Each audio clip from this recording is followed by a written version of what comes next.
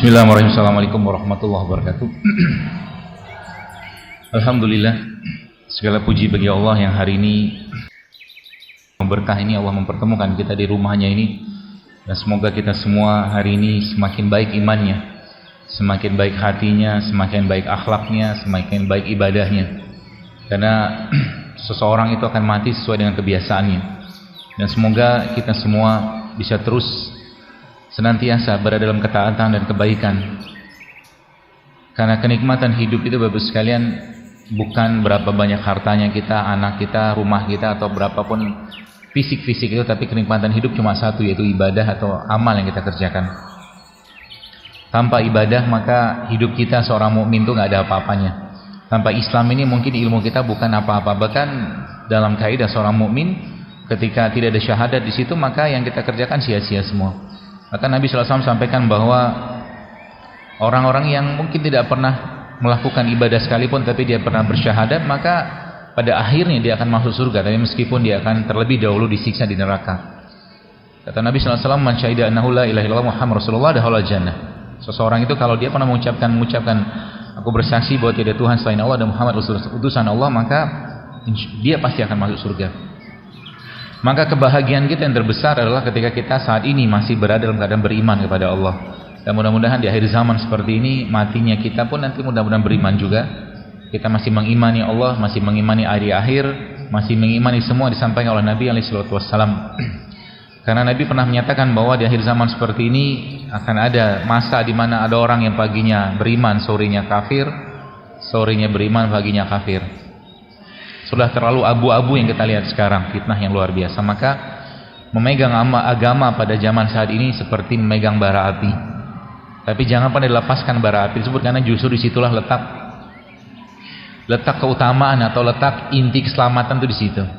Jadi ketika kita sekarang mungkin kita lihat betapa luar biasanya fitnah-fitnah terhadap umat Islam, ya. Kalau kita lihat di berbagai tempat di belahan dunia saat ini, itu mengerikan sekali. Di Cina mungkin kita lihat bahkan orang-orang dipaksakan untuk menyembah patung.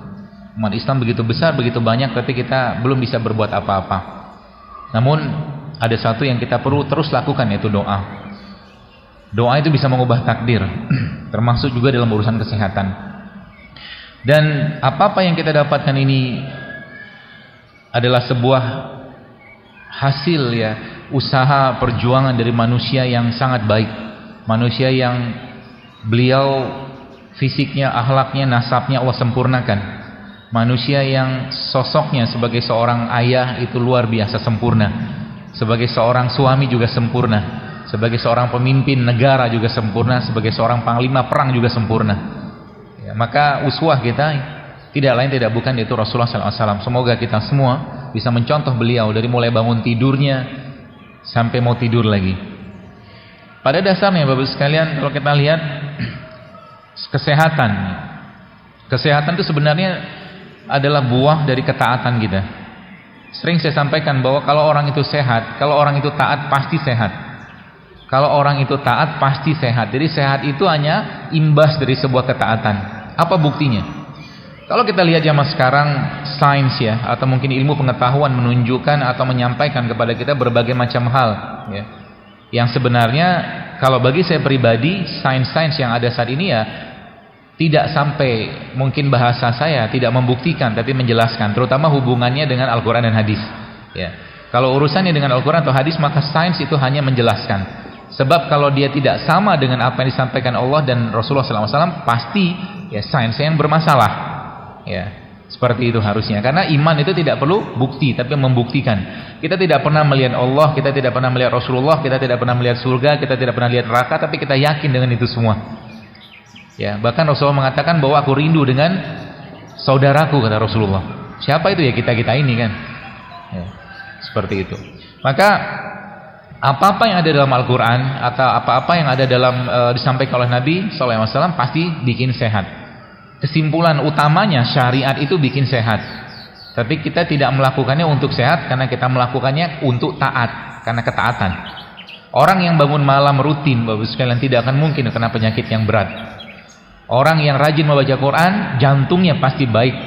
Dengan terakhir saya mendapatkan sebuah penelitian sederhana dari seorang kawan, seorang dokter juga, yang dia meliti orang-orang yang darah tinggi sama darah rendah. Darah tinggi dan darah rendah, yang kemudian orang-orang tersebut ya membaca Al-Quran atau berzikir, yang darah rendahnya menjadi normal, yang darah tingginya menjadi normal. Begitulah syariat, gitu kan? Kenapa? Karena yang menciptakan kita itu Allah, ya.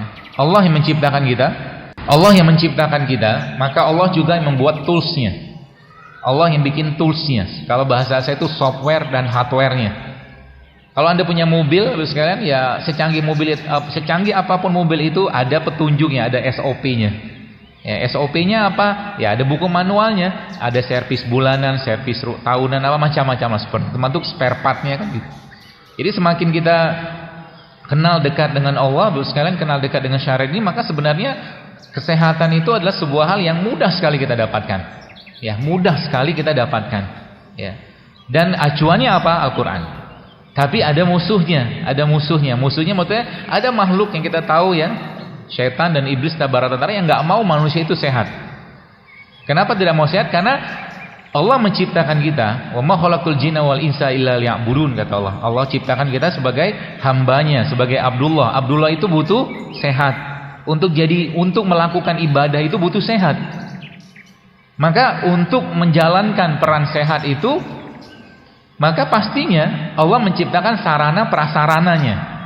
Ya, sarana prasarananya, dan itu kita bisa manfaatkan luar biasa. Ya, kalau kita mau melaksanakan itu dengan baik. Sebab apa? Kalau ibadah itu dikerjakan dengan sempurna, pahalanya pun sempurna. Kalau manusia jahil, makan berlebihan sehingga akhirnya tulangnya bermasalah, dengkulnya bermasalah. Saya kadang-kadang nggak habis pikir lihat orang yang ibu-ibu terutama, karena ibu-ibu tuh banyak gemuk, banyak gemuknya sih. Bapak-bapak juga ada sih. Badannya bagian atasnya udah gede, ya perutnya sudah seperti itulah. Kemudian akhirnya dengkulnya sakit. Dengkulnya kan sakit. Ketika dengkulnya sakit, apa yang dikerjakan? Suntik kan, kasih obat segala macam. Bahkan ketika sudah parah banget, akhirnya tempurung lututnya diganti. Padahal masalah bukan itu. Blueprintnya kita itu, blueprintnya tubuh kita itu sudah dari dulu tuh sama, gitu kan. Contoh, kita bicara tulang kaki kita itu, tulang paha atas sama paha bawah, kaki lah secara umum. Beban tumpunya tidak akan bisa bertambah. Beban tumbuh tidak akan bisa bertambah. Jadi nyeri itu biasanya muncul, salah satunya di samping karena yang lain adalah karena terlalu besar beban tumbuh ke bawahnya. Jadi kalau muncul nyeri di lutut, di sendi segala macam di bagian bawah, yang dikerjakan pertama kali apa? Turunin berat badan. Ya, turunin berat badan. Berat badan bisa bertambah gara-gara apa? Banyak makan. Sederhana sebenarnya, berat badan kita itu bertambah gara-gara banyak makan. Maka Islam adalah agama yang sangat low budget dalam urusan hidup sehat. Ada mahasiswa pernah bertanya ke saya, dokter bagaimana caranya supaya saya bisa tetap hidup sehat dalam kondisi, kan mahasiswa, judulnya kan mahasiswa kan biasanya kan ya you know lah, kiriman segala macam seadanya gitu. Saya bilang, wah justru malah mahasiswa itu gampang sekali, sering-sering aja puasa. Saya bilang, kalau lagi mau buka puasa cari masjid yang ngasih takjil, hemat. Iya kan? Ya, masjidnya sudah bikin kajian begini, jadi masjidnya pun nggak ngasih sirup lagi, tapi ngasih kunyit, kan gitu kan? Ngasih kurma, ngasih rebusan, nggak lagi gorengan. Kalau masjidnya sudah paham, ya. Meskipun tetap aja ngomong kayak begini berbuih, tetap aja gorengan yang dikasih. Kemarin pas di Batam ada, pas sesi tanya jawab ada yang tanya, yang nanya siapa coba? Abang gorengan. Jadi yang tanya abang gorengan. Dokter, setelah saya mengikuti kajian dokter, saya jadi berpikir nih, dia bilang menjual gorengan. Terus saya bilang apa? Gampang sebenarnya. Kalau mau ya, kalau mau sebenarnya tinggal ganti jualan buah kan selesai. Dan yang sudah paham kayak begini, yang sudah insaf kayak begini, itu kan akhirnya mencari buah kan. Anda nggak tertarik lagi dengan gorengan. Sesederhana itu gitu kan. Ada lagi yang kemarin ibu-ibu, entah bapak-bapak, dia kasih pertanyaan di kertas gitu kan, tulisannya, dokter setelah saya mengikuti kajian dokter gitu-gitu terus. Dia bilang, saya ini jualan kue.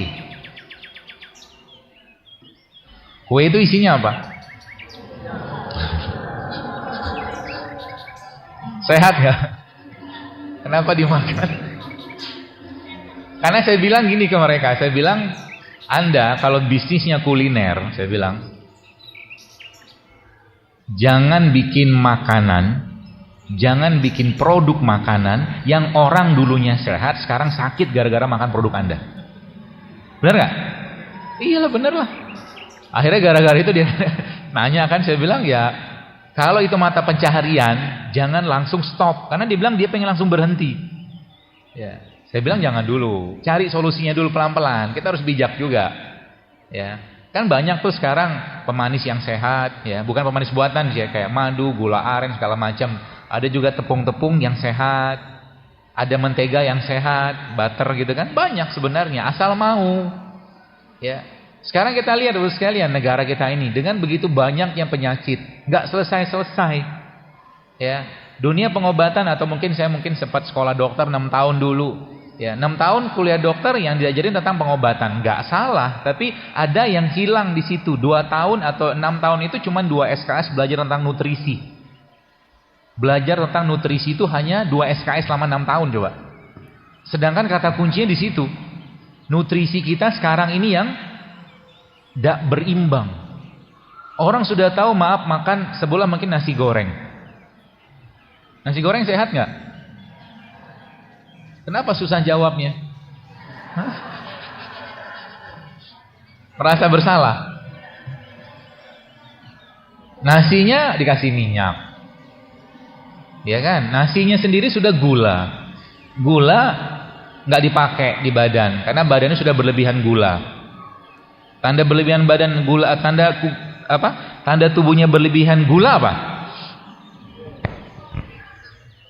Pegang aja pinggangnya, kalau banyak lipatan tuh banyak deposit. Ya, deposit yang nggak kepake. Nasinya digoreng. Terus dimakan pakai telur. Telur apa? Protein. Protein dipanaskan di suhu 55 aja sudah sebagian rusak enzimnya. Belum selesai kan? Makan pakai bakwan. Minum pakai teh manis. Kalau mungkin bahasa Jawa tuh gitu kok jaluk sehat. Gitu loh.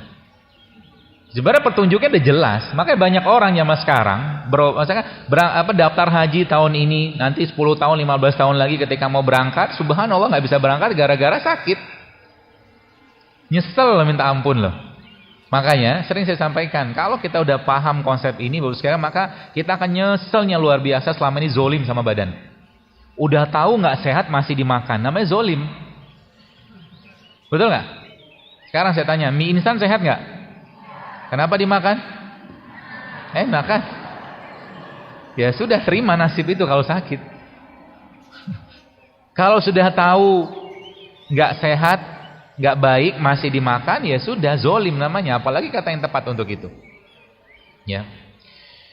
Nanti kita akan belajar bagaimana cara memperbaikinya. Ya, insya Allah mudah sekali, Bapak sekalian, mudah sekali. Saya akan jelaskan toolsnya, softwarenya, aplikasinya apa yang kita bisa pakai. Ya, dan semakin kita bisa manfaatkan ini, maka insya Allah tubuh atau kesehatan itu akan jadi sesuatu yang luar biasa gampang kita dapatkan. Ya, tapi kata kuncinya tadi ya, kita harus jadikan ini sebagai ketaatan kita. Kita harus jadikan ini sebagai rasa syukur kita. Jadi hidup sehat itu ya harus membuat kita lebih taat.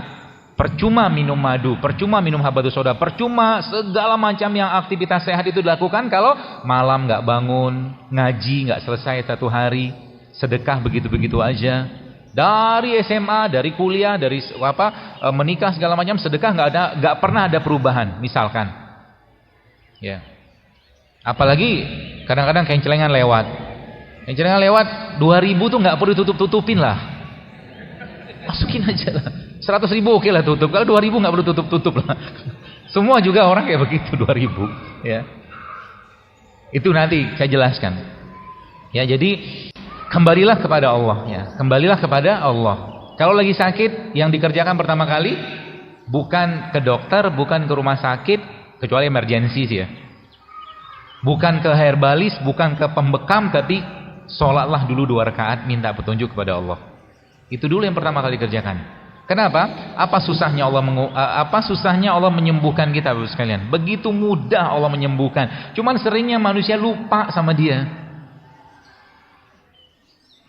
Mobil Toyota kalau dibuat pasti ada spare part, pasti ada onderdilnya. Maka kita juga sama. Kalau kita manusia ya, ada onderdilnya, ada suku cadangnya, ada aplikasinya. Maka manusia itu dikasih Allah aplikasinya. Aplikasi untuk hidup sehat, untuk menjalankan peran dia sebagai Abdullah dan Khalifah. Ya. Aplikasi pertama apa? Aplikasi atau software yang pertama adalah sholat. Kata Allah dalam Al-Quran, Ista'inu bis-sabri was-sholat. Jadikan sholat sebagai penolong. Jadi kalau sakit, kalau lagi ada masalah, lagi ada segala macam urusan, sholatlah. Sholat minta petunjuk sama Allah. Misalkan lagi sakit, apakah tidak mungkin bagi Allah, ataukah begitu sulitnya Allah mengobati orang yang kena gagal ginjal, kena kanker, kena macam-macam penyakit berat itu hanya mungkin dengan sekedar minum serai? Bisa loh. Ya, tadi saya pas di Galaksi tadi ada ibu-ibu subhanallah 5 tahun apa 7 tahun gitu dia kena autoimun. Sekian lama berobat gitu kan. Dia mulai ikutin postingan-postingan saya tadi datang, dan itu waktu autoimun dia terkena itu subhanallah. Ya nggak bisa hamil, tadi datang sudah hamil.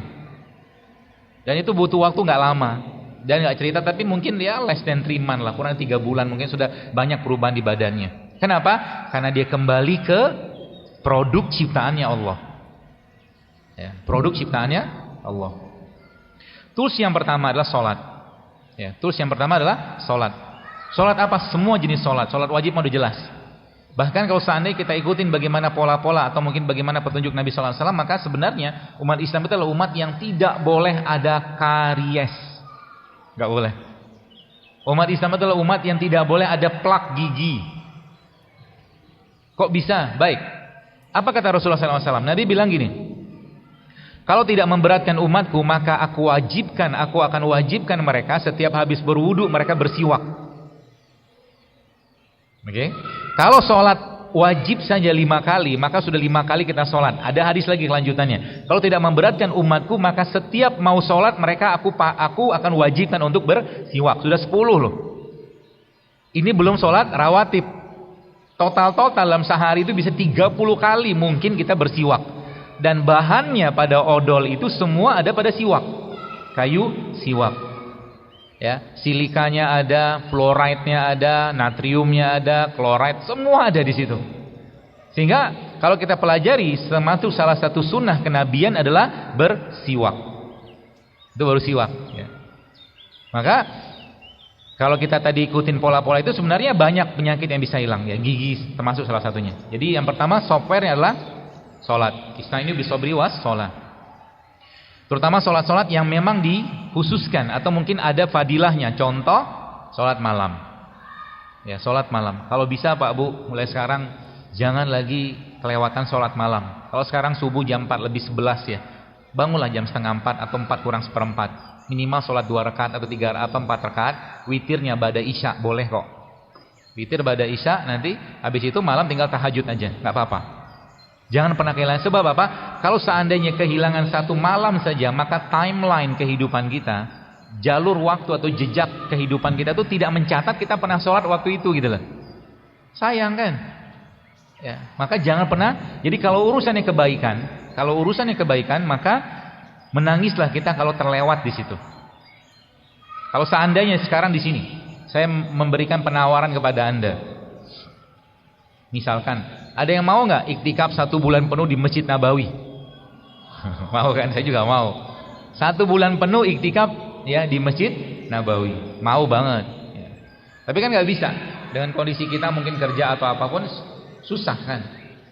Maka Nabi memberikan petunjuknya kepada kita. Nabi bilang apa? Membantu hajat saudaraku atau kaum muslimin lebih aku sukai daripada iktikaf 1 bulan penuh di masjidku.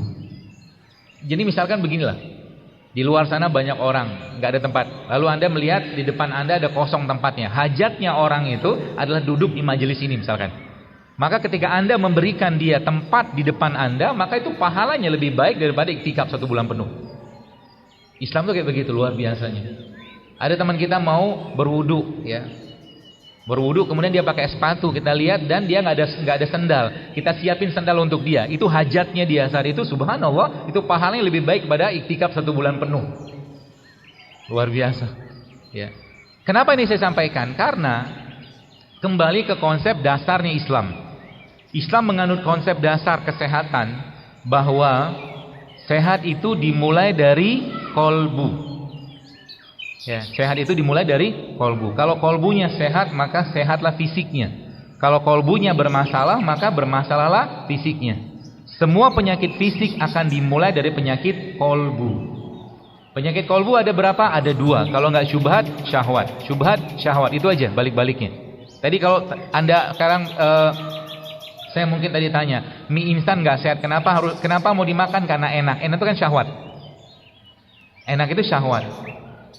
Dan kolbu kita, Bapak Ibu sekalian, kolbu kita itu makanannya adalah tidak makan. Jadi kalau mau fisiknya sehat, maka jangan banyak makan. Dan manusia sukanya makan. Kalau Anda atau saya jadi kasih pilihan untuk makan sama tidak makan, kita akan pilih makan. Nafsu kita ada di situ, pengen makan. Karena Allah Maha tahu itu semua, maka Allah menciptakan waktu di mana mau tidak mau, suka tidak suka, Anda atau kita wajib tidak makan. Namanya puasa Ramadan. Ya kan? Dan 30 hari penuh kita disuruh puasa. Tapi sayangnya Ramadan tidak dijadikan waktu untuk mengosongkan perut. Sehingga di negeri kita Ramadan justru malah inflasinya paling tinggi. Kenapa? Berlebihan dalam urusan makanan. Kan gitu. Ramadan selesai, akhirnya apa? Muncul puasa Syawal 6 hari. Puasa Syawal muncul, kemudian lupa juga. Datanglah Senin Kamis. Senin Kamis Bapak sekalian lupa juga ada Allah kasih Ayyamul Bid. Coba itu kan SOP-nya tuh lihat. Rules-nya. Kalau sekarang orang-orang barat mengenal intermittent fasting, puasa puasa bersela. Ya. Islam itu puasanya bersela banget. Kalau orang yang puasa, misalkan Anda hari ini puasa, katakanlah puasa dari jam 4 tadi sahur gitu kan, atau jam setengah 4, maka jam 4 ke 4 atau jam 4 ke 4 sudah 12. Ketemu jam 6 berarti jam 14 jam kita berpuasa. Makan sedikit di situ, lalu ba'da isya tidur seperti tidurnya Nabi. Maka kita puasa 2 kali. Dan kalau tadi puasanya 14 jam ditambah dengan ba'da isya katakanlah jam 8, kemudian dia terus lagi tidur sampai malam atau jam 1, maka dapat 6 jam atau 7 jam. 14 jam ditambah 7 jam, sudah 21 jam dia berpuasa. Makanya umat Islam itu harusnya menjadi umat yang paling sehat. Ya, harusnya. Ya. Tapi sayangnya tadi bukannya bermasalah, sahurnya pun bermasalah. Ya. Lagi-lagi kita bisa perbaiki itu semua insya Allah. Dan Allah Maha Pengasih Penyayang sekalian, sehingga untuk mengubah itu gampang sekali. Untuk mengubahnya itu gampang sekali, asal mau saja. Baik, itu tools yang pertama. Ya, tools yang kedua, ya, tadi kan sholat. Tools yang kedua adalah sedekah. Ya, sedekah itu tools yang kedua. Jadi kalau sakit, Anda lagi sakit atau siapapun keluarga yang sakit, maka yang dikerjakan pertama kali setelah tadi sholat, maka bersedekahlah. Dan kalau bersedekah, khususnya kalau kita melakukan sedekah gitu ya, atau bersedekah, maka jangan tanggung-tanggung. Adabnya kita kalau sholat, gak mungkin kita sholat pakai kaos dalam, gak mungkin. Sama Allah juga sama, ya. Kepada Allah beradablah dengan adab yang terbaik. Kalau di rumah Anda punya baju yang terbaik, pakailah baju itu waktu sholat. Kalau Anda punya sendal yang terbaik, pakailah sendal itu ke masjid. Baru beli sendal, baru beli baju, baru beli apapun, pakailah dulu untuk ibadah. Adabnya kita kepada Allah, termasuk juga uang. Kalau di kantong Anda, misalkan di dompet Anda ada uang 50.000 yang baru sama uang 50.000 yang sudah lecek, maka ketika kencelengan lewat, jangan masukin yang lecek. Ya, jangan masukin yang lecek, masukin yang terbaik. Gitu. Itu adabnya kita kepada Allah. Ya. Atau apalagi yang lain? Caranya gimana? Kolbu kita itu perlu digetarkan. Kalau ini tips saya sih, kalau mau Anda kerjakan sih silakan. Kolbu kita itu perlu digetarkan. Getarkan dengan apa? Getarkan dengan lakukan sesuatu yang belum pernah kita kerjakan atau orang tidak kerjakan. Contohnya gini. Allah sering kalinya memberikan kepada kita teguran, bukan teguran, ibarat kata tuh sentilan atau colekan gitu kan. Misalkan nih Anda datang dari rumah ke sini ya, atau mungkin dari rumah ke kantor. Tiba-tiba mata kita melihat ada seorang ibu atau seorang bapak yang pakai gerobak sampah atau gerobak rongsokan itu, bahkan anaknya kadang-kadang tidur di atas gerobak tadi. Apa maksudnya Allah tunjukin itu? Pasti ada. Maksudnya apa? Salah satunya adalah bantu mereka, tolong mereka, kasih sedekah ke mereka. Toh mereka juga nggak mungkin juga niat gitu untuk begitu-begituan. Ya, jangan selalu bersangka yang aneh-aneh. Kalau kita kasih ke mereka, sebulan kita kasih 5.000, 10.000, paling mereka kasih bilang terima kasih kan. Coba kasih ke mereka seluruh isi dompet Anda.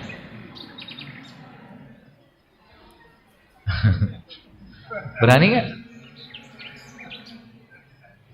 Kalau nggak berani, turunin dulu, ya. Kasih mereka uang cukup banyak lah dari isi dompet Anda itu. Nanti lihat doanya banyak, iya kan?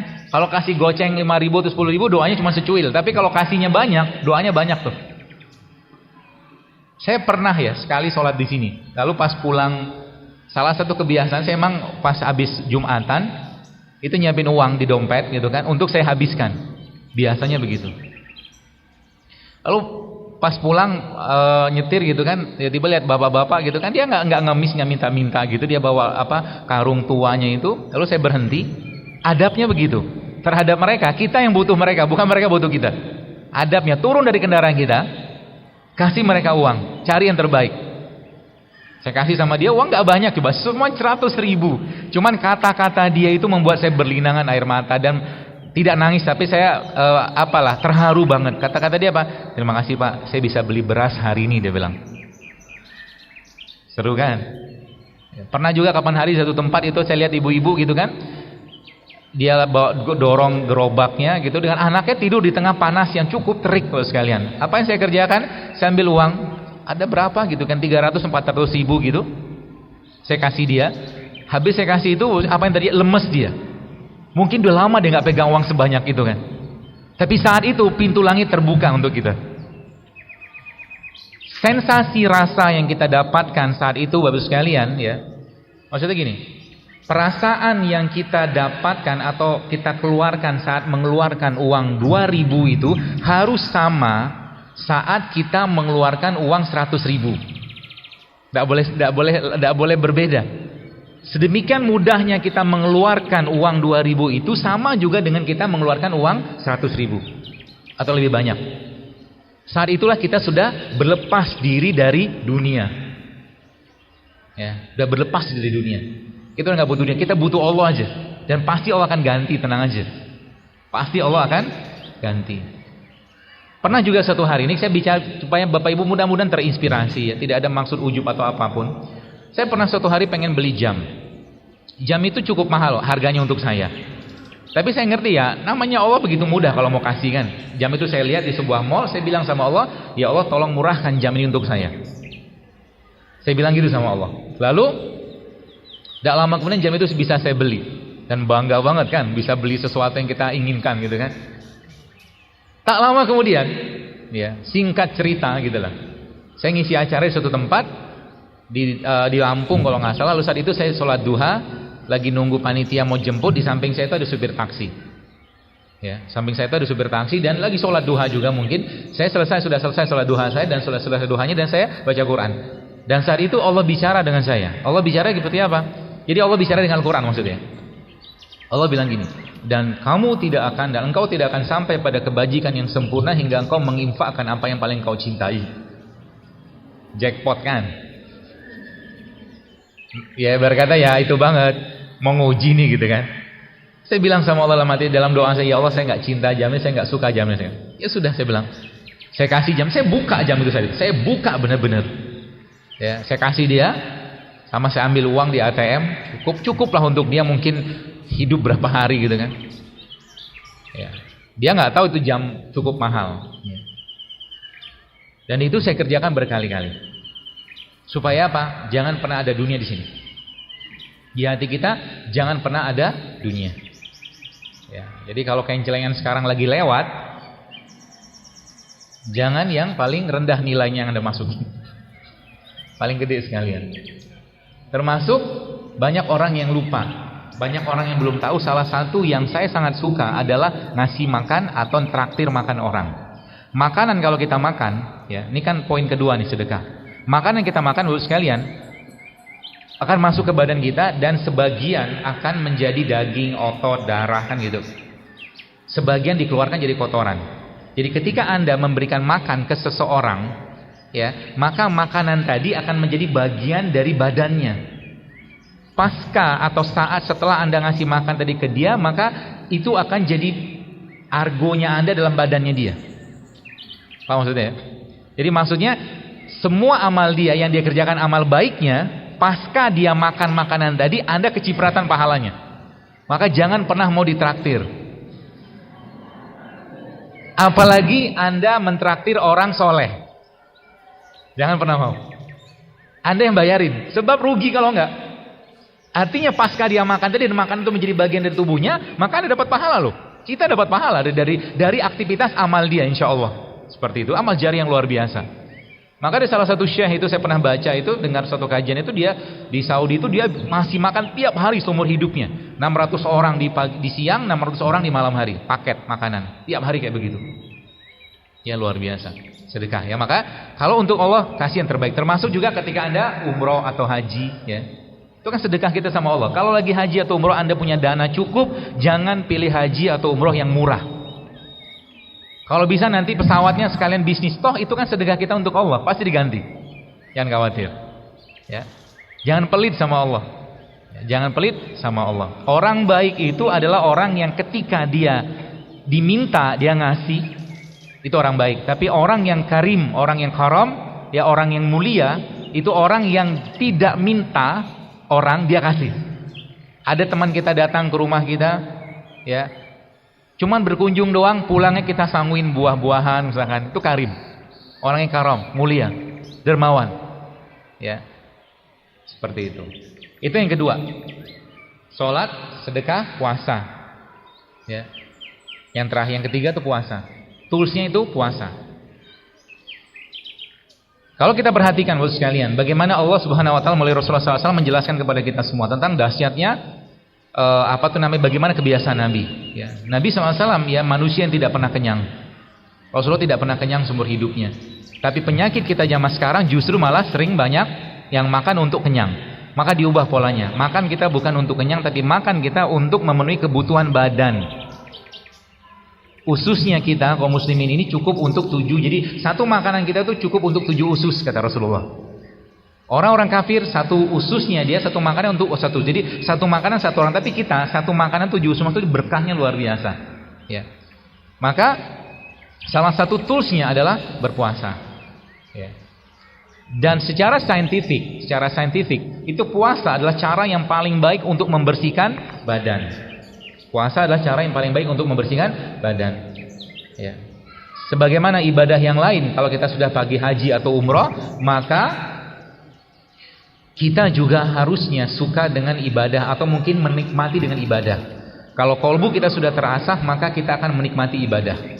Kita akan lebih menikmati ibadah itu daripada makanan yang sehat. Ya. Maksudnya begini. Kalau Anda atau mungkin kita disajikan makanan ya, satu piring makanan yang sehat, kita suka banget dengan makanan tadi. Nanti kalau kita sudah terbiasa dengan menjaga kolbu, kan kolbu makannya tidak banyak makan. Tidak banyak makan dan lebih banyak berpuasa itu lebih baik untuk kolbu, maka satu piring yang isinya sabar, ikhlas, tawadu, pemaaf, jujur, kasih sayang, jauh kita lebih butuhkan dan kita inginkan daripada satu piring makanan sehat sedunia. Itu maksudnya. Ya. Kolbu itu dia butuh lebih banyak kebaikan. Dia butuh lebih banyak kebaikan. Maka lakukan kebaikan terus-menerus, jangan pernah putus. Ya. Termasuk salah satunya adalah puasa. Kemudian yang keempat, ya, softwarenya tanda kutip adalah Al-Quran.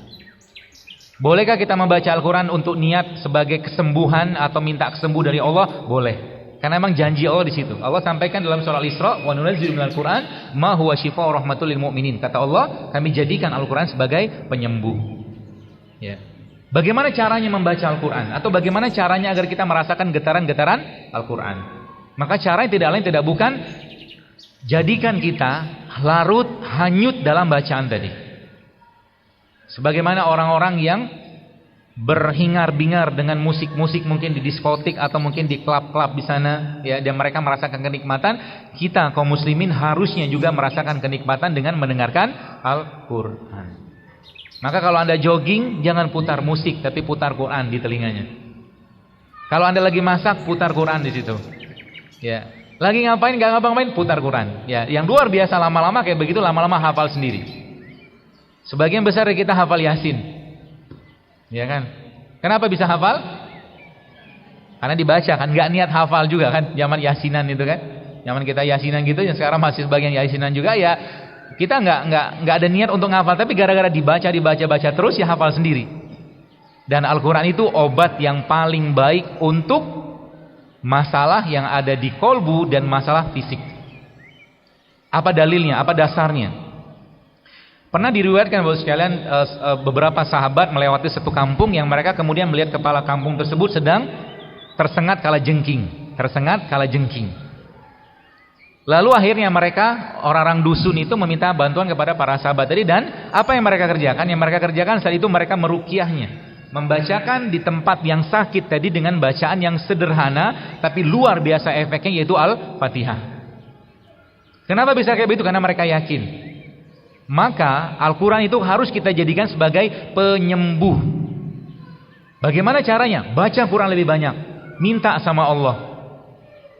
1 juz belum selesai atau belum dapatkan vibrasinya, tambah lagi 2 juz, tambah lagi 3 juz, sampai akhirnya apa? Sampai saat itu akhirnya air mata kita berlinangan dan kita tersungkur, bersujud, menangis kepada Allah. Dan saat itu kita merasa, ya Allah, kalau Engkau ridho, ya, kalau Engkau ridho dengan penyakit, dan dengan penyakit ini Engkau gugurkan dosa-dosaku, maka ya Allah, berikan aku ridho lebih banyak lagi untuk menjalani sakit ini. Tapi kalau memang waktunya sembuh, maka ya Allah, sembuhkan aku dengan Al-Quran ini.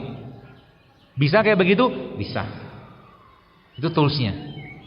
Ya, jadi kita harus dekat dengan Al-Quran. Ya.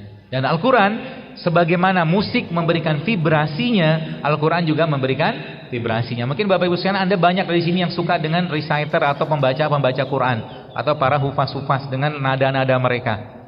Ya, dia punya nada itulah yang membuat kita itu tergetar. Ya, maka dekatlah dengan Al-Quran sebagai obat yang paling baik. Obat yang paling baik. Seperti itu. Itu softwarenya. Kemudian kita lanjutkan lagi dengan hardwarenya. Ya, hardwarenya seperti apa? Kita lihat. Allah Subhanahu wa taala, Bapak sekalian, memberikan banyak petunjuk kepada kita semua. Ya. Yang luar biasanya adalah kalau kita membahas tentang makanan, ya, makanan, minuman segala macam, sebenarnya obat-obatannya kita itu terletak di sana.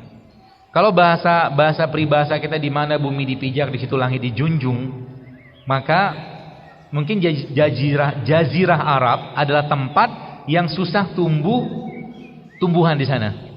Maka Allah tumbuhkan di situ, ya, tempat di situ, di jazirah Arab tersebut, tumbuhan yang mencukupi kebutuhan orang-orang di sana dari sisi nutrisinya. Namanya apa? Namanya kurma. Jadi kurma itu merupakan salah satu superfood yang luar biasa. Kurma dahsyatnya, dia bisa mencegah atau mengobati orang-orang dengan penyakit-penyakit seperti apa ya, leaky gut atau sindroma usus bocor. Leaky gut. Ya, leaky gut itu muncul karena apa? Karena ususnya udah tidak intak lagi, sudah tidak rapat lagi, terbuka gitu. Jadi isi dari usus itu masuk ke darah. Itu namanya leaky gut. Dan kurma adalah salah satu obatnya. Maka lihat, kata Nabi apa? Rasulullah SAW menyampaikan bahwa barang siapa yang makan kurma 7 butir pagi hari, dia tidak akan terkena sihir sampai sore harinya. Saya menggunakan pedoman itu sebagai apa? Sebagai cara kita untuk belajar bahwa ternyata makan pagi itu salah satu yang terbaik adalah makan kurma. Ya. Bukan bubur ayam. Ya, bukan bubur ayam. Bukan nasi uduk. Apalagi nasi goreng, Pak. Ya. Jadi makan buah. Makan buah. Kan malamnya toh kita juga puasa kan? Tidur itu kan puasa. Tidur itu kan puasa. Maka puasa atau sarapan itu bahasa Inggrisnya kan breakfast. Breakfast, ya fast yang di break. Maka pagi-pagi itu saat yang tepat untuk minum air, makan buah, ya, atau enzim-enzim yang tinggi seperti apa tuh namanya madu seperti itu, ya. Dan tidak perlu banyak makan di pagi hari. Jadi kalau Anda mau sehat, mulai sekarang pagi-paginya jangan banyak makan. Mau sehat kan? Jadi sarapan besok paginya apa? Baru saja dia pengen hidup sehat, tiba-tiba teng teng teng bunyi piring dipukul. Abang buburnya lewat. Ya. Baru saja hidup sehat, terus tiba-tiba temannya ngajakin bakso, mie ayam. Mie ayam sehat nggak sih? Coba saya tanya deh. Kita kuis dulu deh. Mie ayam tuh sehat nggak? Sehat nggak, Pak? Saya ngomong gini takut, malah di depan banyak yang jualan. Kemarin pas kajian di mana di Al-Latif di Bandung itu, habis kajian gitu kan, tablik akbar gitu. Para pedagangnya katanya protes. Yang gorengannya nggak ada yang beli gitu. Ya. Gorengan sehat nggak?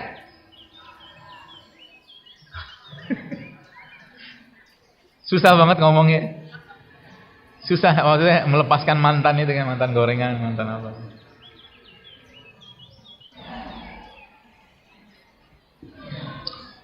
Mie ayam. Mie-nya dari tepung kan?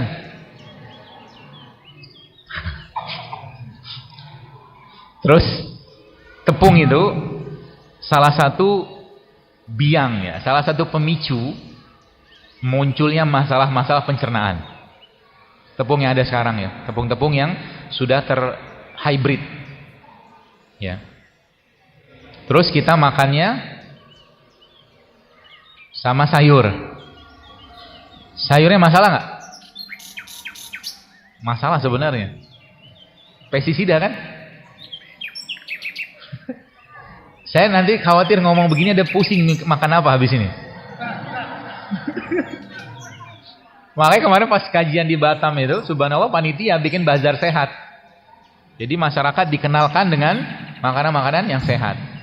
Tepungnya non gluten, gulanya diganti gula singkong. Kemudian di situ ada pempek. Tapi pempeknya tidak pakai sagu, pakainya tepung singkong. Jadi banyak pilihannya. Ya, kalau mau sebenarnya. Ya. Jadi kalau nanti lama-lama orang nggak lagi makan gorengan, ya kenapa? Saya mungkin menduga salah satu penyebab banyak biang keroknya masalah-masalah kesehatan sekarang, ya, adalah terlalu banyaknya kita mengkonsumsi makanan-makanan yang bersumber dari trans fat. Trans fat itu dari gorengan salah satunya, ya, dari gorengan salah satunya. Itu kan di mana-mana kan. Jadi kalau saya membayangkan kalau seandainya nih di daerah kawasan Jalan Ki Haji Nur Ali ini gitu kan, lebih banyak yang jual es tebu, buah, sayur, kunyit, jahe, mungkin Indonesia bisa sehat loh. Mungkin. Ya, harapannya sih begitu. Ya. Caranya gimana? Anda jangan beli. Nanti lama-lama kan dia tanya kan, "Bang, saya mau pamitan." Enggak beli lagi. Bilang gitu sama dia kan. Dia tahu kenapa gitu kan.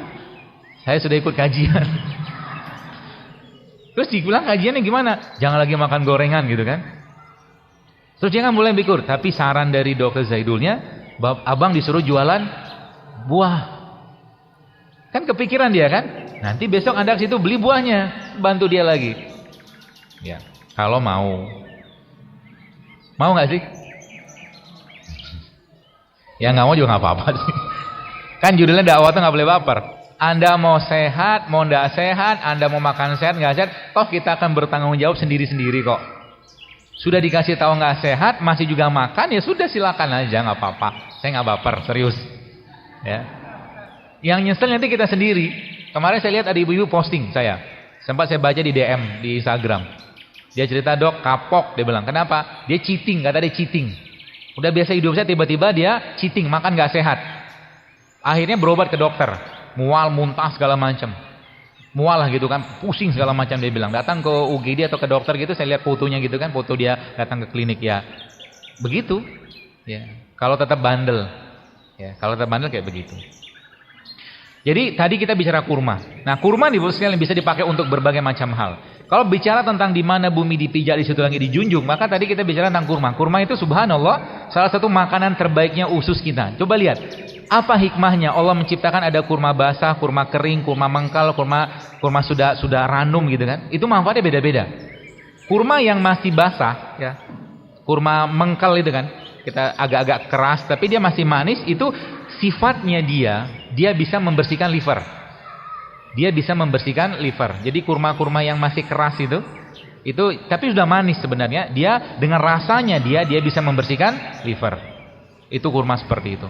Lalu kurma yang sudah lembut. Ya, yang kita biasa makan di Ramadan itu. Dia cocoknya untuk lambung. Ya. Maka setiap perubahan warna-warna rasa tadi itu mempengaruhi ke badan kita. Ya, setiap seperti itu. Itu kurma. Indonesia, ya, di situ juga Allah tumbuhkan kayak pohon zaitun, ya, pohon zaitun. Ya, zaitun itu mengandung lemak yang sangat baik untuk jantung dan pembuluh darah kita, dan dia juga bisa berperan untuk mencegah kanker. Ya, ada jenis lemak di situ disebut dengan MUFA, monounsaturated fatty acid. MUFA. Ya, asam aminonya juga ada di kurma tadi. Ya, situ. Lalu yang menariknya apa? Yang menariknya ternyata karena kurma tidak tumbuh di Indonesia, zaitun tidak tumbuh secara subur seperti daerah Jazirah Arab, maka Allah menciptakan sekalian tumbuhan di negeri ini yang memiliki kandungan seperti itu, yang dia lengkap asam aminonya, yang dia juga lengkap lemak seperti lemak zaitunnya, dan dia juga mengandung bahan mineral yang berperan untuk sebagai anti kanker. Namanya apa?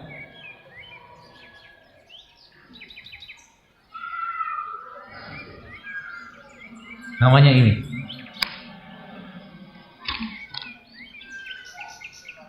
Kelor.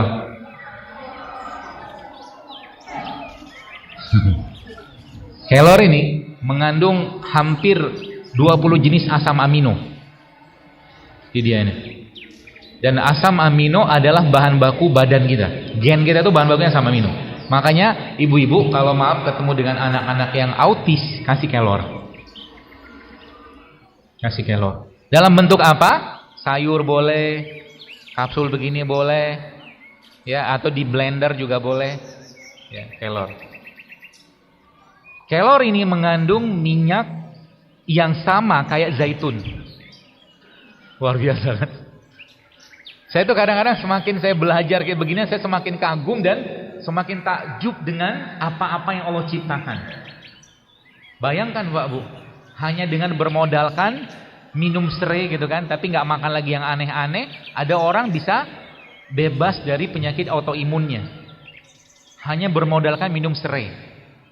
Artinya apa? Kalau bapak-bapak sekarang mau sedikit mengubah isi piringnya, isi gelasnya, Anda bisa dapat kesehatan yang jauh lebih baik. Pagi-pagi misalkan sukanya minum teh manis, ganti dengan teh serai misalkan. Pagi-pagi biasanya minumnya kopi sasetan, maaf, yang harga 500.000 itu saran saya jangan minum lagi lah itu. Ya, itu nggak tahu isinya apa. Sebagian besar mungkin wallahualam saya nggak tahu isinya, tapi kayak bau kopi udah nggak ada. Kita cuma minum gula doang di situ sama karbon. Ya. Itu. Ganti dengan apa? Ganti dengan jahe. Anda bisa bikin jahe, ya, jahe yang dikeprek atau diiris-iris, ya. Lalu Anda masukin daun pandan, sudah cukup untuk sarapan pagi. Habis itu minum VCO 1 sendok, sudah cukup untuk aktivitas sampai siang. Cukup, insya Allah cukup. Makan buah sedikit, itu sarapan namanya. Ibu-ibunya juga dikasih bapak-bapaknya sarapan enzim pagi-pagi. Anda bikin sayuran gitu kan, sayuran mungkin ada tomat, ada timun, ya, ada mungkin brokoli, ya. Lalu cincang-cincang atau dipotong-potong kecil, kasih jeruk nipis, kasih madu, kasih lada sedikit, kasih zaitun. Sudah jadi salad, sarapan. Ya kan? Seperti itu. Atau pagi-pagi Anda minum super enzim yang terbaik yang ada di negeri ini, atau probiotik yang terbaik, namanya tempe. Tempenya di blender, di jus. Tempe mentah. Ya, sudah pernah nyobain kan? Sudah. Enak kan? Enak. Tempenya di blender. Jadi tempe itu selalu sudah matang, kedelainya sudah matang, tenang aja. Ya udah direbus, ya. Jadi jangan khawatir. Dikasih probiotik, dikasih ragi kan, maka dia menjadi makanan yang paling sehat. Dan probiotik itu rusak dengan pemanasan. Paham maksudnya? Maksudnya makan tempe itu gimana? Ya jangan digoreng. Habis semua biotiknya. Dia kan kuman baik bahasa kita gitu. Kuman baiknya ini ada pada tempe tadi, ketika dia digoreng, dipanaskan, rusak. Sama kayak cerita telur tadi. Jadi kalau Anda mau makan telur, mendingan telurnya setengah matang. Telur kampung gitu loh. Kan tidak terlalu panas gitu kan, dan tidak pakai minyak juga. Lebih baik kayak begitu. Tempenya, biasa kalau panitianya lengkap, toolsnya banyak nih. Sekarang lagi nggak ada, nggak apa-apa. Blender tempe, kasih jahe sedikit. Ya, kasih kurma secukupnya. Kasih garam mineral, dalam garam Himalaya atau garam-garam gunung, ya secukupnya. Maka itu sudah jadi sarapan sampai siang. Makanan sampai siang. Ya. Kalau ibu-ibunya mau kasih bapaknya prebiotik lagi, jadi probiotik itu makanannya prebiotik. Ini kita ngubah piring ya. Kalau piringnya bisa diubah, gelasnya bisa diubah isinya, maka kesehatan itu sesuatu yang sangat gampang kita dapatkan. Ya. Makanannya probiotik adalah prebiotik. Makanannya probiotik adalah prebiotik. Prebiotik dapat dari mana? Dari sayur.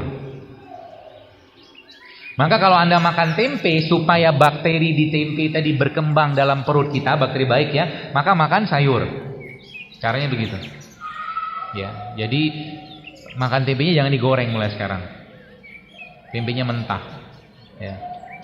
Atau tempenya dibikin apa? Sandwich lagi viral banget tuh. Tempenya dipotong gitu kan, dipotong tipis seperti inilah gitu kan. Di slice seperti ini nanti, lalu di tengahnya dikasih kurma. Atau cara yang lainnya adalah tempenya dipotong-potong dadu gitu, lalu masukin madu di sana. Maka Anda sudah sarapan yang sangat-sangat bergizi dan berkualitas. Ya. Itu akan pakai kecap.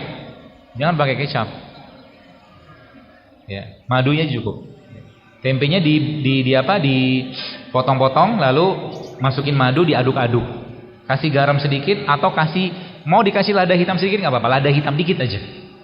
Itu akan jadi sarapan yang sangat-sangat sehat. Lama-lama mahnya akan hilang. Kalau Anda rutin kayak begitu, insya Allah sih dengan mengatur makanan yang lain, kolesterolnya bisa turun. Ya. Jadi penyakit itu jangan diobati penyakitnya, tapi benerin makannya. Ya, seperti itu. Makanya kalau kita lihat salah satu makanan yang paling sehat di dunia, yang diakuin di dunia itu namanya kimchi kan. Kimchi itu kan probiotik sebenarnya, fermentasi. Tempe itu fermentasi.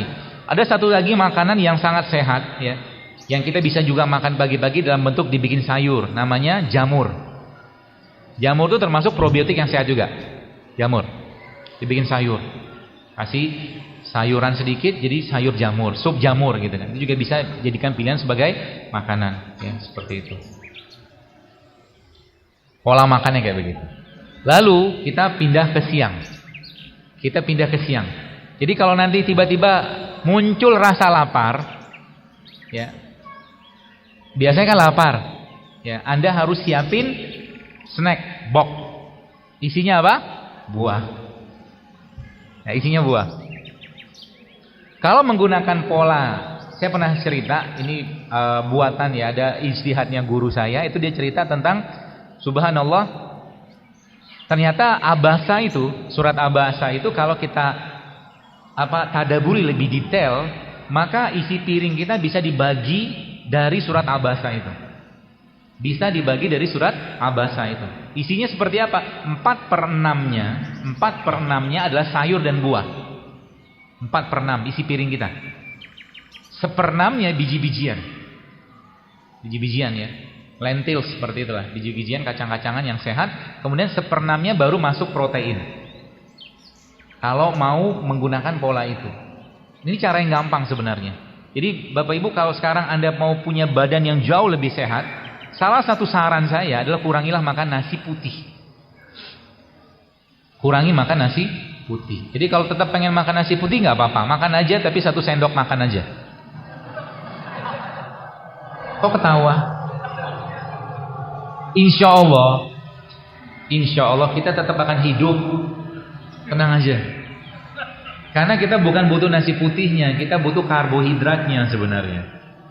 Cuman kita udah familiar dengan nasi putih. Dan kalau Anda sudah biasa kayak begini, maka nanti Anda bisa makan bubur ayam. Mau saya ajarin makan bubur ayam? Caranya nanti Anda beli bubur ayam, beli kuahnya kan, lalu minta dibanyakin sayurnya. Sayurnya itu kan sayur bawang, daun seledri gitu kan. Nah, penuhin aja 1 piring itu. Lalu kasih sambal. Itu jauh lebih sehat daripada bubur ayam biasa.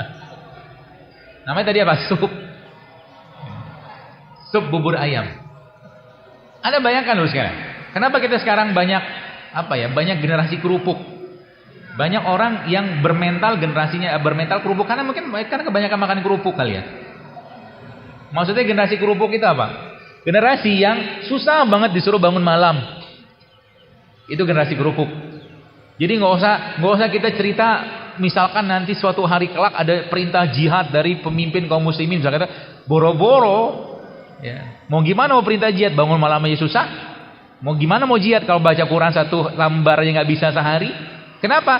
Makanan mempengaruhi perilaku. Kalau Anda makan sehat, perilaku kita pasti bagus. Itu kata kuncinya.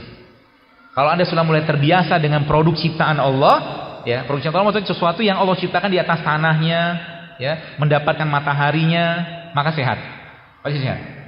Buah, sayur gitu kan. Bahkan kalau makan durian, boleh nggak makan durian? Durian bagus nggak? Bagus. Tapi tidak makan 1 buah durian.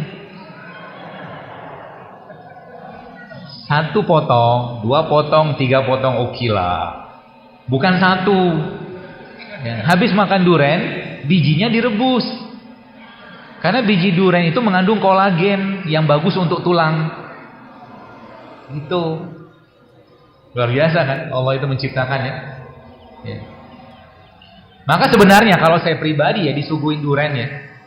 Disuguhin durian, kalau ada di situ misalkan biji durian yang sudah matang, saya lebih milih biji durian daripada dagingnya, karena lebih sehat biji duriannya. Gitu, ya. Kalau es durian gimana? Masalah nggak?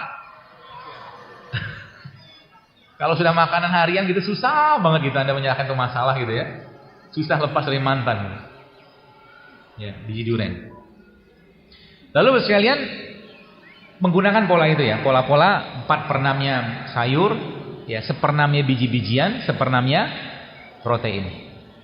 Ya, baru nanti makan tuh. Nanti malam. Jadi kalau Bapak Ibu pengen sehat, mulai sekarang jangan biasakan makan malam. Ya. Kebayang nggak makan nasi goreng malam-malam? Ya udah nggak sehat. Tubuh yang harusnya istirahat, tapi gara-gara makanan masuk tubuhnya akhirnya kerja keras. Seperti itu. Maka malam bukan waktu yang tepat untuk banyak makan. Kalau tetap pengen makan, maka balik-baliknya ke buah. Ya. Tips saya kalau di rumah, ya, salah satunya adalah memenuhi kulkas saya dengan buah. Atau paling gampang lagi kalau Bapak Ibu mau lebih simpel, isi aja kulkasnya dengan pare. Jadi ketika muncul hasrat pengen makan gitu kan, buka kulkas pare, batal makan, gak jadi makan. Itu lebih baik. Kan godaan selalu di mana-mana ada kan. Lihat kulkas ada banyak inilah, nugget lah, sosis segala macam. Aduh. Ya. Dan jangan tanya dokter makannya apa. Jika banyak orang tanya dokter makanannya apa sih gitu kan. Saya itu nggak terlalu antusias dengan makanan, serius. Ya. Kenapa? Kalau udah kita menetapkan makan paginya begini, makan siang begini, makan malam begini, dunia lagi. Kita tuh mukmin muslim itu sekalian, makanya ada apa yang ada dimakan tapi itu sehat gitu kan. Cukupnya, nggak usah berlebihan. Kayak pagi-pagi kadang-kadang cuma minum air putih, kadang-kadang cuma minum zaitun, ada minum madu, nggak terlalu banyak yang dimakan. Kadang makan buah sedikit selesai. Nggak ada ribet urusan makanan. Ya. Sehingga nanti apa? Cukup kita makan hal-hal sederhana tapi minta sama Allah, ya Allah berkahi makananku ini sehingga aku bisa beribadah, bisa bekerja, bisa mencari nafkah untuk keluarga. Selesai. Gitu loh. Jadi makan tidak untuk kenyang.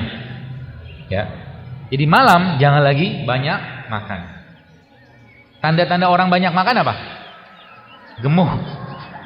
Dan Nabi sudah sampaikan kan? Aku melihat, kata Rasulullah, di kalangan umatku di akhir zaman banyak dari mereka yang gemuk. Ibu-ibu yang dulunya wajahnya persegi, masih kelihatan tulang rahangnya gitu kan. Sekarang sudah bak rembulan. Itu kan tanda gemuk. Bapak-bapak yang dulunya wah langsing gitu kan. Sekarang banyak lipatan di samping dan di depan gitu kan. Ayo berubah. Bahkan saya kemarin lihat ada siapa gitu kan. Oh Agim nggak usah. Dia bilang six pack itu sunnah Nabi. Ya memang iya, Nabi kita mah six pack. Rasul kan six pack. Hadisnya disebutkan di situ perut Nabi itu seperti batu bersusun. Batu bersusun kan six pack. Gitu. Ganteng lah Pak, serius. Kalau laki-laki itu slim gitu kan, langsing, ganteng, serius. Wajahnya kan glowing. Gak perlu pakai masker. Ya. Obat kuatnya laki-laki itu adalah hidup sehat. Jadi kalau Anda pengen memuaskan istri Anda, maka hiduplah sehat. Maka insya Allah nanti istrinya bisa puas. Kenapa? Banyak, Bapak Ibu pernah baca surveinya nggak? Banyak perceraian terjadi karena ketidakpuasan pasangan loh. Suami tidak bisa memuaskan istri, istri juga tidak bisa memuaskan suami. Banyak kayak begitu. Balik-baliknya gara-gara apa? Gara-gara tadi makanan salah satunya.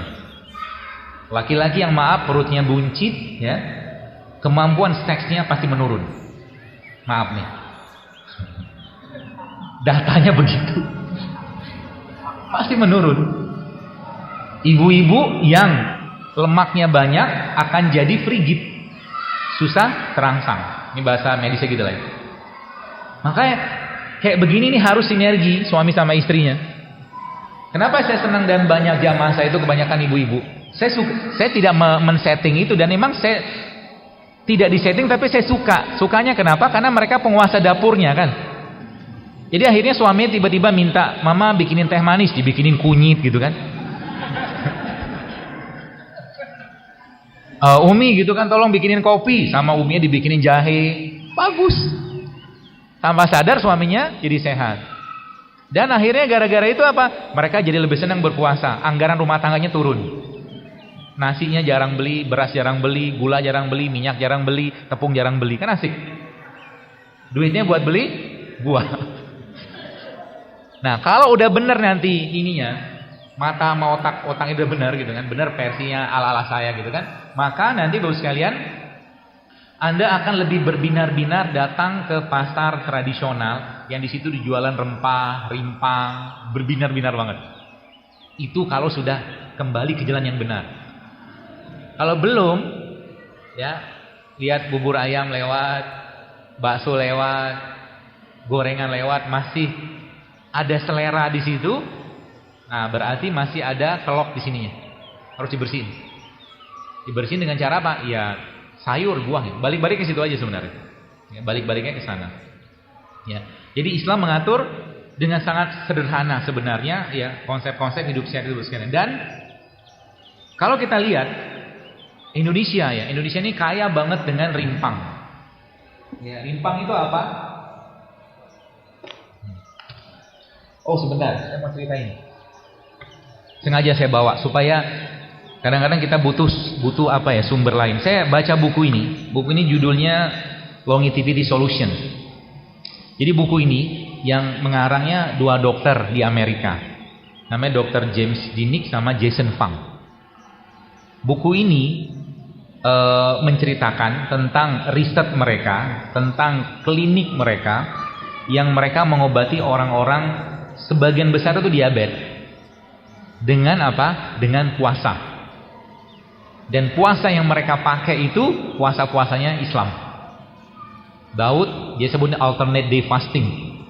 Puasa Daud, kemudian dia 5-2 fasting. 5-2 fasting itu 5-2, berarti Senin Kamis. Kemudian 3 days a month. Dan yang menariknya, banyak orang-orang yang dia ada testimoninya di sini juga ada. Ini versi Indonesianya. Complete Guide of Fasting. Panduan hidup sehat berpuasa. Jadi ada orang yang 20 tahun pakai insulin bisa bebas insulin dengan berpuasa. Masya Allah.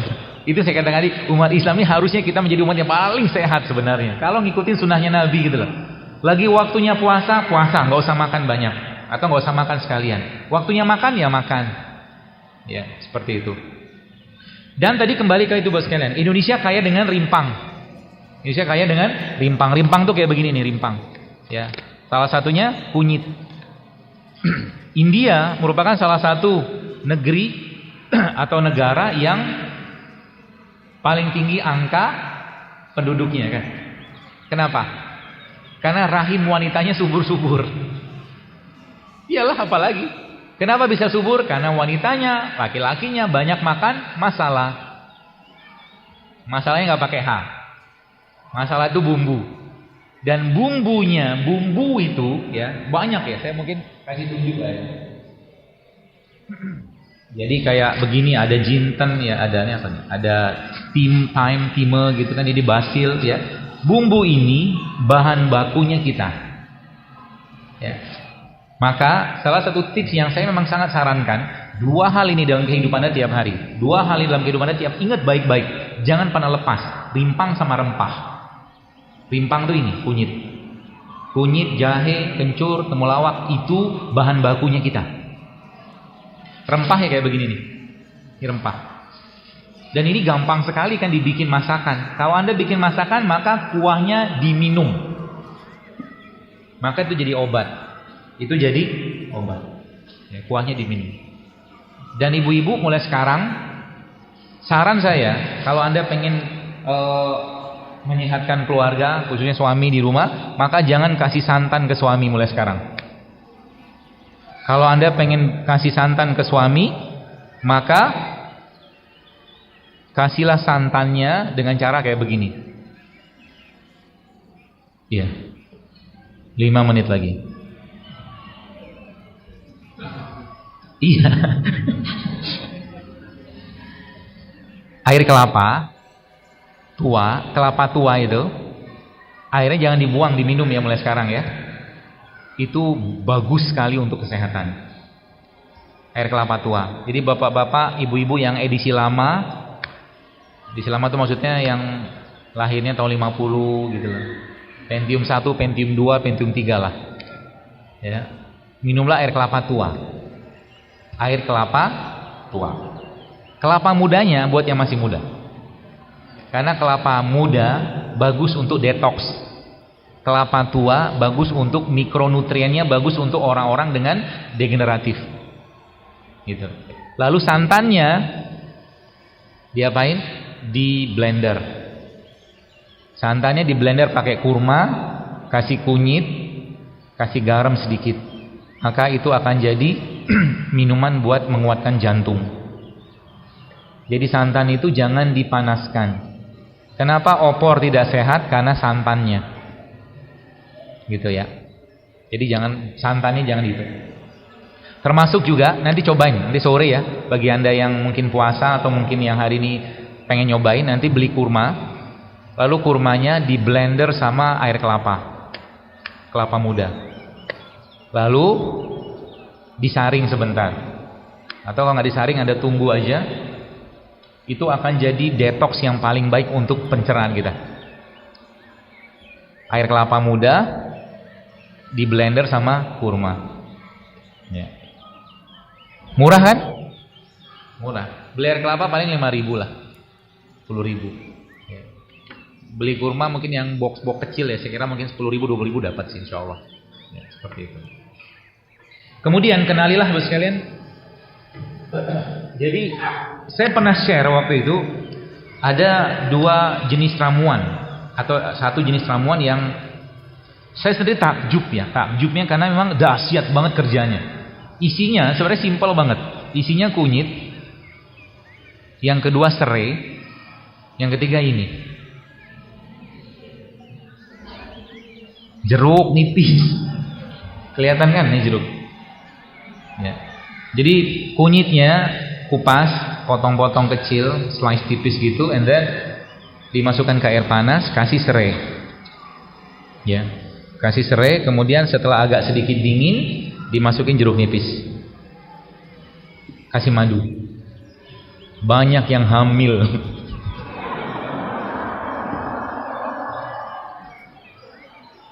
Banyak yang hamil gara-gara itu. Terus nanti yang sudah tua gimana, jadi hamil juga? Ya enggak juga lah, kalau udah menopause mau diapain? Ya. Karena 3 jenis bahan tadi itu mengandung antioksidan yang luar biasa. Bapak-bapak kalau minum itu coba aja lihat, kemampuan vitalitas Anda akan insya Allah meningkat. Luar biasa.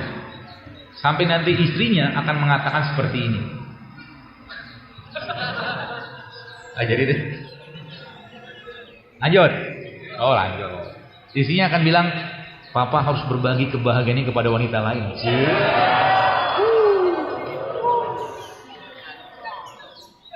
Kalau berani. Ya. Kalau mau nikah aja pak. Nikah lagi maksudnya. Jadi tadi apa? Kunyit, jeruk nipis sama serai. Malam mau tidur minum jahe sama pandan. Ya. Jadi Anda harus punya ramuan atau mungkin minuman-minuman yang Anda mulai rutinkan tiap hari. Kalau saya pribadi memang tidak mengkultuskan. Jadi kalau kadang-kadang ada infus water, saya bikin infus water. Kadang-kadang ada jus, saya bikin jus. Kadang-kadang air putih gitu. Air putih, madu udah cukup. Tapi minimal tiap hari harus ada makanan-makanan begini yang masuk ke badan. Maka bapak-bapak kalau Anda kerja mulai sekarang di rumah coba dibikin infusan. Dan infusan bapak-bapak sekalian, khususnya ibu-ibu nih. Ya, time out. 1 menit lagi. Infusan, hati-hati dengan beberapa jenis rempah. Contoh, kayu manis. Kayu manis itu dia bisa menurunkan gula darah dengan cepat. Jadi kalau ibu-ibu atau bapak-bapak nginfus pakai kayu manis, habis minum itu keliengan, stop. Kemungkinan gula darah Anda turun. Ya. Jadi setiap sayuran atau rempah itu, atau rempah terutama, dia punya karakter sendiri. Ya. Punya karakter sendiri. Maka jangan kita, jadi kalau memang nggak cocok jangan makan. Banyak pertanyaan. Ya, nggak cocok jangan dimakan. Ya. Dan mulai sekarang pahamilah tubuh Anda, komunikasilah tubuh Anda, berkomunikasilah dengan tubuh Anda lebih sering dan lebih intens. Ya. Kalau lagi sakit jangan langsung minum obat. Herbal sekalipun nggak usah. Mungkin Anda butuh istirahat. Mungkin Anda butuh tidur. Mungkin Anda cuma butuh air putih. Mungkin Anda butuh cuma air hangat. Mungkin cuma butuh madu. Gak usah langsung makan obat. Ya, apalagi nanti ya. Terakhir ini. Terakhir. Banyak orang bilang herbal itu kerjanya lama. Baik, saya ceritakan rahasianya. Dalam satu kunyit ini Bapak sekalian, banyak sekali bahan aktifnya. Dan bahan aktif pada kunyitnya atau rimpang kayak begini itu kuantitinya itu dikit banget, 0,00 sekian gitu loh. Tapi banyak dia. Satu kunyitnya mungkin sekitar 10-20 lebih jenis bahan aktifnya di sini ya, selain kurkuminnya.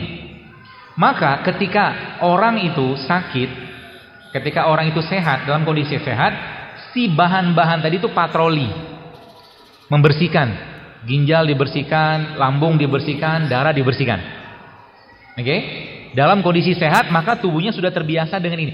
Dan dalam kondisi dia sakit, orang itu sakit, maka beliau ini kerjanya spesifik. Kalau yang tadi membersih-bersihkan, yang ini langsung dia perannya memperbaiki kondisi tak seimbang. Maka sering saya sampaikan, kalau Anda sudah biasa hidup sehat, jangan di-cheating. Ya, sebab apa? Nanti imbasnya apa? Imbasnya kalau sering banget cheating, dia tidak akan bisa banyak berperan. Contoh, kalau saya pusing kadang-kadang saya cukup minum jahe, kasih madu, kasih garam sedikit, sudah hilang pusingnya. Karena badannya relatif bersih dan si jahenya tadi langsung bertugas di tempatnya gitu. Paham maksudnya ya? Seperti itu. Jadi kalau sudah biasa hidup sehat, jangan jangan dibiasakan untuk tidak sehat. Ya. Kita perlu menciptakan kebiasaan-kebiasaan sehat setiap hari, seperti itu. Ya baik, saya kira mungkin cukup, sudah banyak pertanyaan.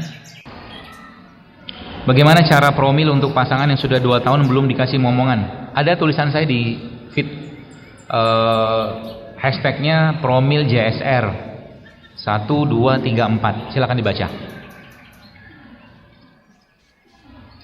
Bolehkah sedang promil konsumsi tempe? Tak apa-apa, asal tempenya sehat. Karena tempe kan probiotik.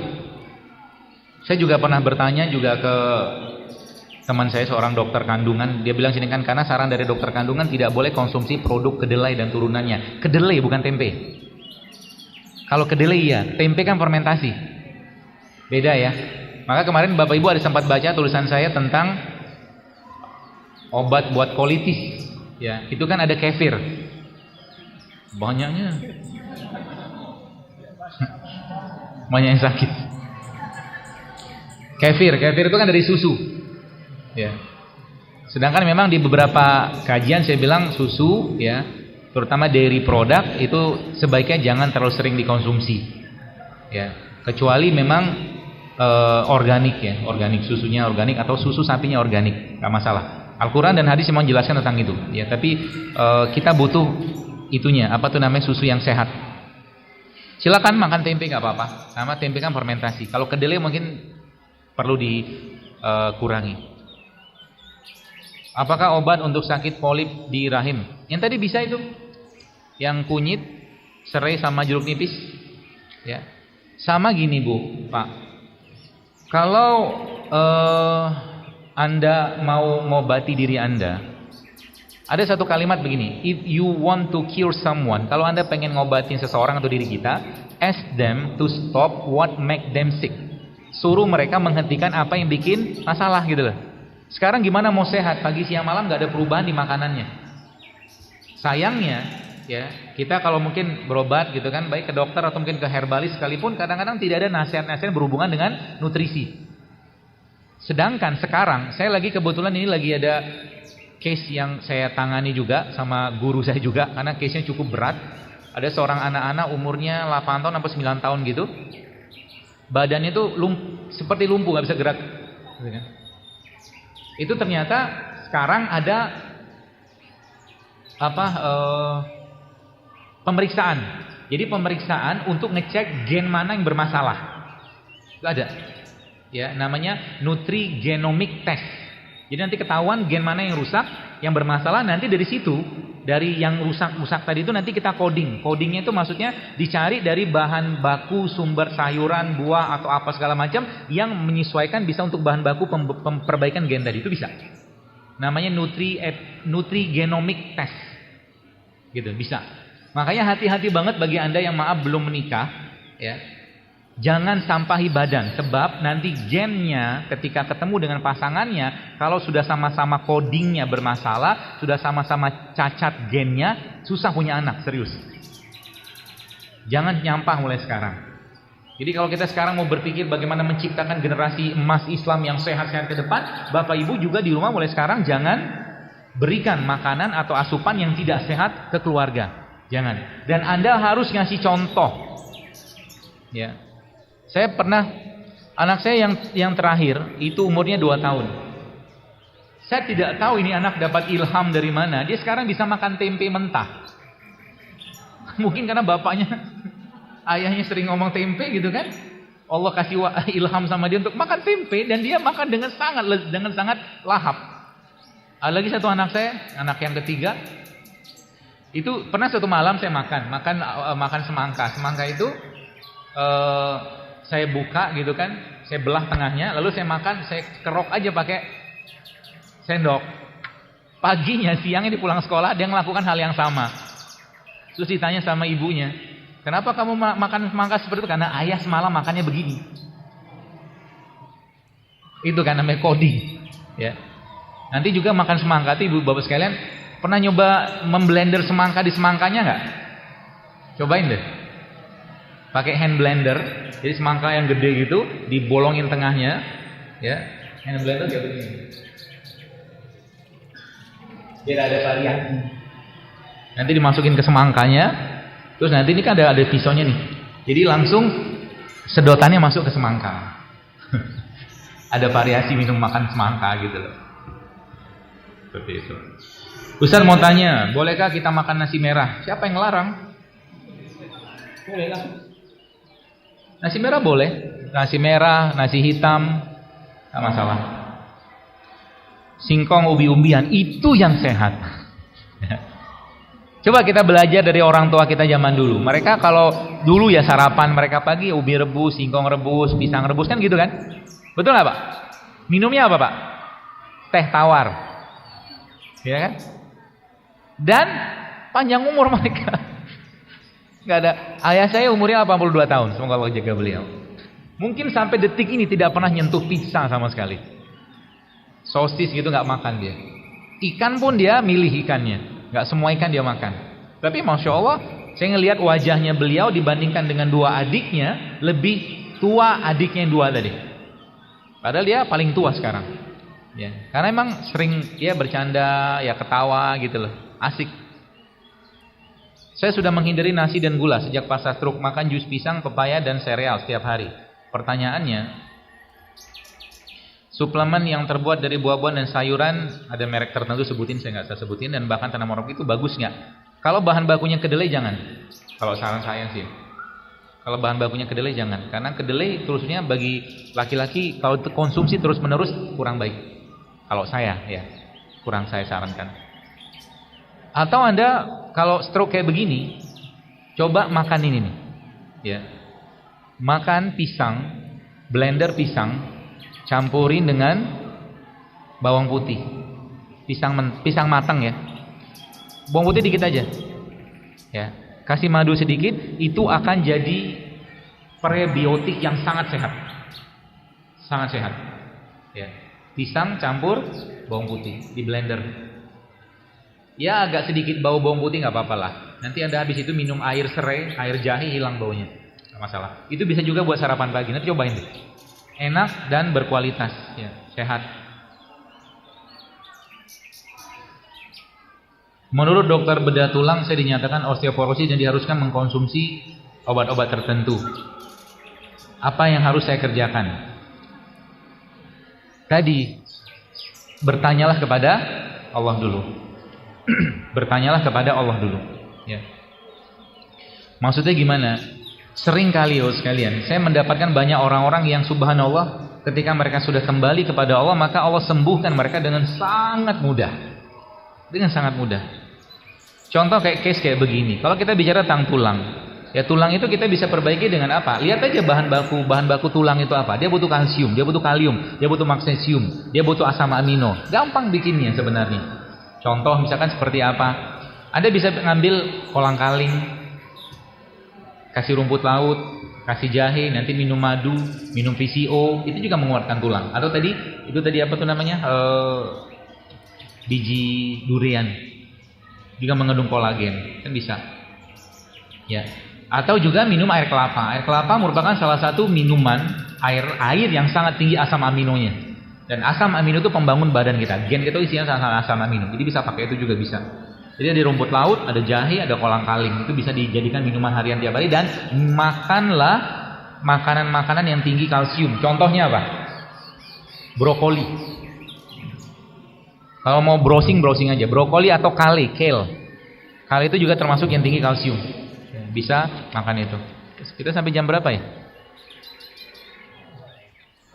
Kok nggak time out lagi?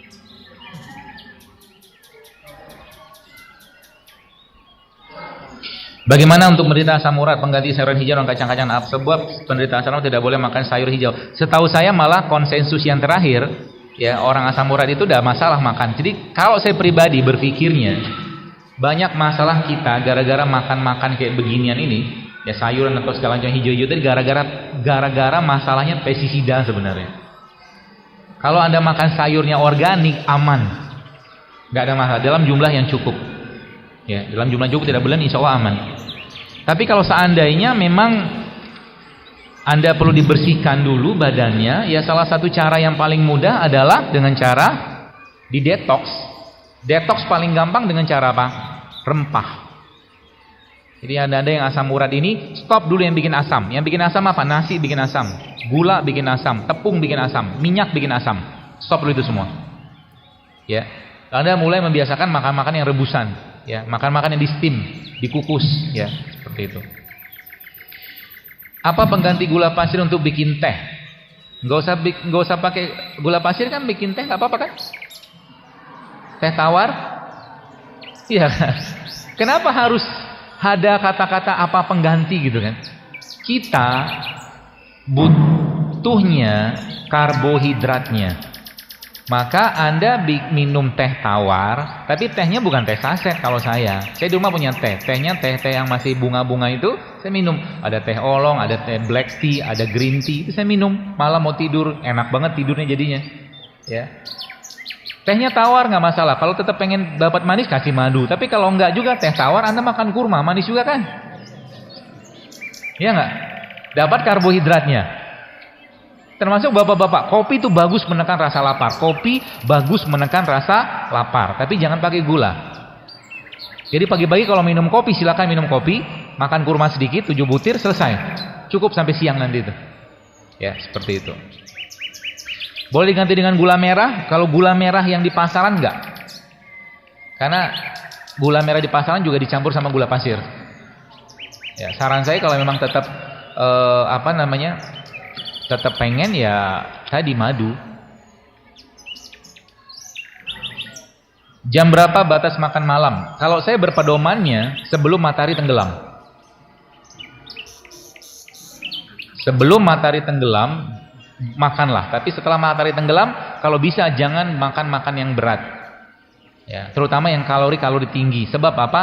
Hormon kita di malam hari sudah berubah. Hormon malam kerjanya untuk rehat, untuk istirahat, bukan untuk ngolah-ngolah sesuatu gitu kan. Kalau siang matahari terbit sampai sore nanti itu hormon yang bekerja, hormon simpatik, sistem hormon ya. Jadi makanlah sebelum matahari tenggelam. Ya. Kalau lapar gimana? Buah-buahan cukup. Ya. Dan yakinlah Bapak sekalian, semakin kita membiasakan kita tidak banyak makan, nanti lama-lama makan sedikit cukup insya Allah. Cuman karena kita kebiasaan aja sebenarnya. Ya, kalau sudah kita biasakan makan yang sehat dan sedikit, insya Allah cukup. Oh, time out lah, jangan yang 5 menit. Apakah kedelai dari Amerika itu berbahaya? Iya. Karena sebagian besar di Amerika kedelainya setahu saya sudah GMO, rekayasa genetik. Ya. Termasuk bagi Anda yang makan buah-buahan yang tidak ada bijinya, yang sudah di cross breeding, saran saya jangan makan. Saran saya. Misalkan anggur nggak ada biji. Yang saya belum ketemu tuh kedondong tanpa biji, belum ada. Jadi seedless grape ya, anggur yang tanpa biji jangan makan. Kalau saran saya. Ya. Sekarang juga ada lagi anggur yang bentuknya kayak lonjong. Saya nggak mau makan itu. Kok anggur bentuknya begini kan anggurnya kan? Bentuknya kayak kurma panjang gitu. Gak ada bijinya itu. Biasanya itu cross breeding. Ya. Kalau buah-buahan yang ada bibitnya atau ada bijinya, maka carilah ya buah-buahan yang ada bijinya. Sebaiknya. Sebab apa? Sekarang gini, kalau Anda mau tanam semangka, yang diambil apa? Bijinya loh. Sekarang kalau semangka yang gak ada bijinya, nanamnya gimana? Ayo. Nanamnya mereka punya bibit sendiri yang hanya mereka yang pegang. Kalau hashtagnya food control, ya. Jadi hati-hati dengan makanan-makanan yang tidak sehat, karena ngelok di sini dia. Maka ketika dia terkunci di sini, maka mata kita juga akan suka dengan tontonan tidak sehat. Ya, terutama makanan-makanan fast food yang tinggi dengan bahan-bahan kimianya. Ya. Jangan. Berapa lama kita boleh cheating? Suka-suka ibu lah. Ya, nggak ada batasannya sih. Kalau saya sih milih untuk tidak sih ya. Tapi indikatornya apa? Kalau Bapak Ibu sudah punya time out? Oh, belum. Anda ciptakan dulu kebiasaan sehat 80% dalam kehidupan Anda. 20% silakan cheating. Itu dulu deh. Atau 90% kebiasaan Anda makan sehat atau Anda lebih sering berpuasa. Oke, silakan cheating. Kalau itu tidak Anda kerjakan, jangan cheating. Ya. Sebagaimana kemarin ada yang tanya, "Dokter, bagaimana? Saya kemarin pas ke Makassar, saya ajarin teman-teman di sana untuk makan coto Makassar. Cara makan coto Makassar, begini caranya. Waktu kita makan coto, biasa kita kan dikasih jeruk nipis kan? Satu mangkok gitu kan? Nah, minta sama yang jual coto itu air putih bening gitu kan 3 gelas. Nanti jeruknya diperes. Minum segelas, 2 gelas, 3 gelas, kan kenyang tuh. Pulang. Gak jadi dong gitu kan. Silakan cheating kalau seandainya Anda tiap hari makan sayur dan buah. Silakan cheating kalau tiap hari Anda minum air putihnya 2-3 liter sehari. Silakan cheating kalau seandainya Anda banyak atau tiap hari bisa mengkonsumsi probiotik atau prebiotik. Silakan cheating kalau Anda lebih banyak berpuasa. Silakan cheating. Kalau tidak, sebaiknya jangan. Create dulu, ciptakan dulu kebiasaan sehatnya. Time out. Alhamdulillah. Baik sekalian, semoga apa yang saya sampaikan ini bermanfaat dan kajian-kajian yang saya sampaikan ini tidak lain tidak bukan dalam rangka kita hidup sehat agar ibadahnya lebih baik. Ya. Jangan sehat tapi kita tidak makin taat. Sehatnya kita harus membuat kita makin taat. Kalau sudah sehat maka tahajud harus rutin. Salat sunnahnya harus jangan sampai ketinggalan. Baca Quran jangan ketinggalan, sedekah lebih banyak. Itu sehat yang benar. Kalau enggak kebegitu mungkin sakit lebih baik. Karena dengan sakit Allah gugurkan dosanya. Maka kalau sudah sehat, sudah ngerti ilmunya, harus lebih taat. Ya, harus lebih taat. Dan jangan jadikan ini sebagai lifestyle, tapi jadikan ini sebagai ketaatan kita sehingga nanti ketaatan dan rasa syukur sehingga nanti sekalian ketika Anda minum madu, Anda minum kunyit, Anda minum serai, segala macam itu dan bagian dari niat Anda untuk ibadah lebih baik kepada Allah, maka Anda pahala dapat itu. Ya. Kalau cuma lifestyle doang nggak ada gunanya.